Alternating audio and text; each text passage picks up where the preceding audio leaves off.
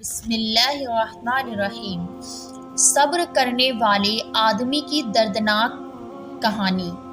اللہ کے نام سے شروع کرتی ہوں جو دلوں کے راز خوب جانتا ہے۔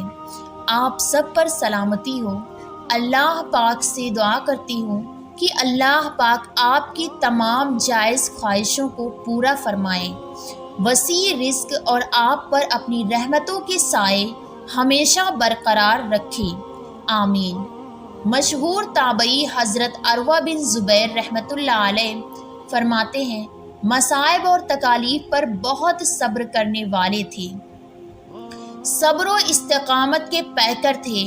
ایک مرتبہ ولید سے ملنے دمشق روانہ ہوئے تو راستے میں چوٹ لگ کر پاؤں زخمی ہو گیا، درد کی شدت سے چلنا مشکل ہو گیا۔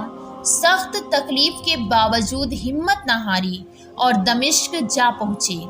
ولید نے فوراً طبیبوں کو بلوا بھیجا۔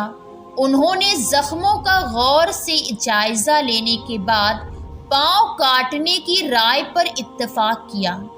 حضرت عروہ کو جب اس کی اطلاع کی گئی تو انہوں نے منظور کر لیا، مگر پاؤں کاٹنے سے پہلے بے ہوشی کے لیے نشہ آور دوا کے استعمال سے یہ کہہ کر صاف انکار کر دیا کہ میں کوئی بھی لمحہ اللہ کی یاد سے غفلت میں نہیں گزار سکتا۔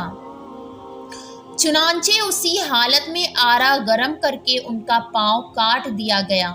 انہوں نے کسی قسم کی تکلیف کا اظہار نہیں کیا، پھر اپنا کٹا ہوا پاؤں سامنے رکھ کر فرمایا، کیا غم ہے اگر مجھے ایک اعضاء کے بارے میں آزمائش میں ڈال کر باقی اعضاء کے سلسلے میں امتحان سے بچا لیا گیا۔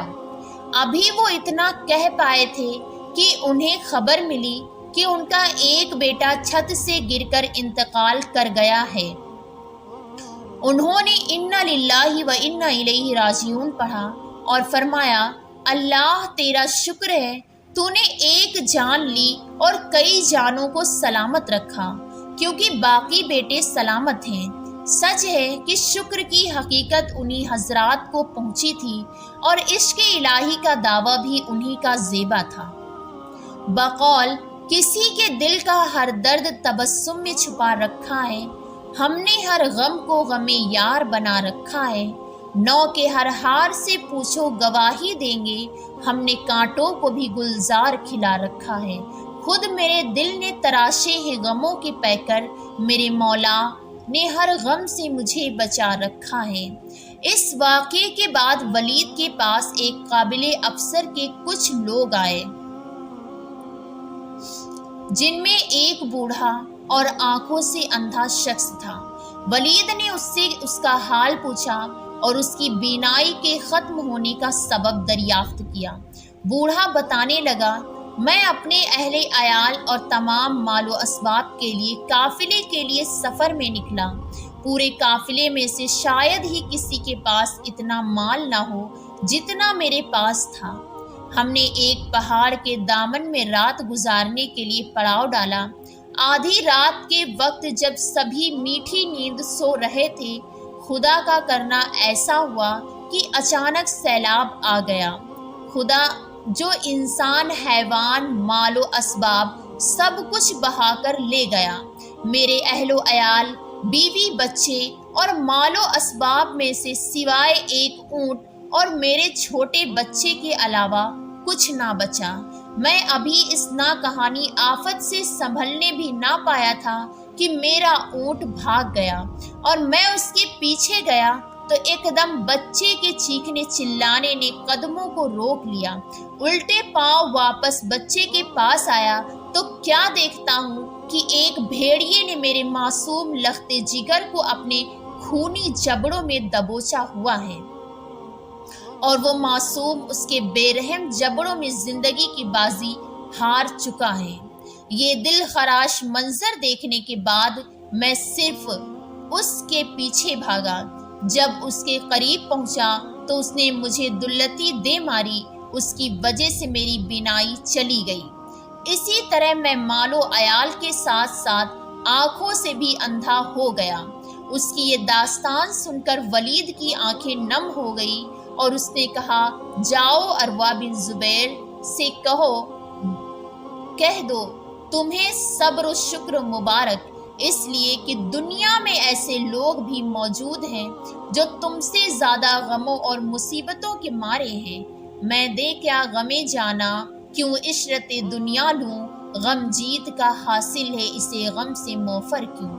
محترم عزیز ناظرین، اس دنیا میں ہر انسان ایک کہانی ہے، ہر انسان ایک قصہ ہے، ہر انسان کی ایک الگ داستان ہے، اور دنیا میں کوئی ایسا انسان موجود نہیں جس نے درد نہ دیکھا ہو، جس کو اللہ پاک نے چوٹ نہ پہنچائی ہو۔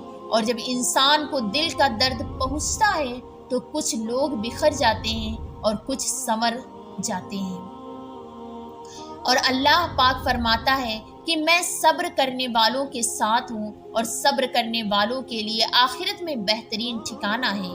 جب اللہ پاک فرماتا ہے کہ میں صبر کرنے والوں کے ساتھ ہوں تو اس سے بڑی بات کیا ہو سکتی ہے۔